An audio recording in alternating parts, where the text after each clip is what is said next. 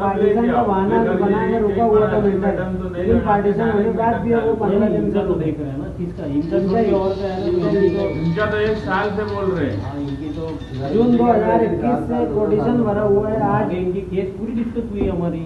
अरे तो Malegaon power supply company अपने मनमानी कारोबार शहर में कर रही है। लोग मुसलसल कंपनी के कामकाज को लेकर नाखुश हैं। उसका कोई काम ऐसा नहीं है जिससे ये समझा जाए कि लोगों के मसाइल हल हो रहे हैं। उल्टा ये हो रहा है कि कंपनी लोगों के मसाइल बढ़ाते जा रही है। एक मिसाल के तौर पर आफ्ताब हुसैन खान, हमारे बाकिर भाई के यहाँ का जो मीटर है, इस मीटर को लगाने के लिए इन्होंने जून में एप्लीकेशन दिया, जून 2021 में। अक्टूबर 2021 में उसका कोटेशन भर दिया, पावर लूम फिट कर दिए गए, दूसरे जो शराइत कंडीशन थी वो सब फॉलो कर ली गई। उसके बाद भी अभी तक मीटर नहीं लगा।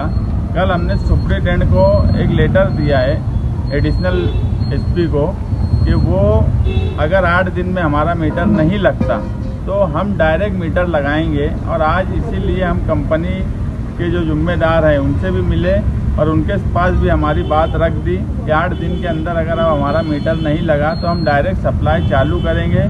क्योंकि कोई भी कारोबारी हो उसका लाखों रुपया इन्वेस्टमेंट होता, और वो लाखों रुपया इन्वेस्टमेंट किस तरह से करता, ये जो कारोबार करते हैं उनको समझता है। छोटे से लेकर बड़ा कारोबार करने वाले, इतना पैसा लगा देने के बाद पावर कंपनी उनको मीटर नहीं देती।